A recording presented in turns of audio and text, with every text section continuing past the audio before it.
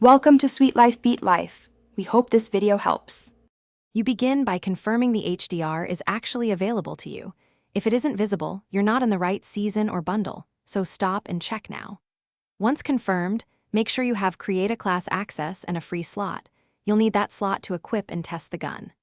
Also verify any prerequisite level or purchase so you don't waste time trying methods that won't work. This initial check prevents dead ends and makes the next steps efficient. Now you follow the specific unlock path shown in your weapon menu. It may require completing a challenge, hitting a level, or buying a bundle. Do that exact task. While doing challenges, prioritize game modes and playlists that spawn long sightlines so you get rifle kills and headshots faster. Once you get the listed kill counts or objective completions, the menu updates, so keep checking progress and adjust tactics to focus on easy, repeatable scenarios that tilt odds in your favor. When HDR unlocks, immediately add it to a class and choose attachments that control recoil and improve long-range accuracy.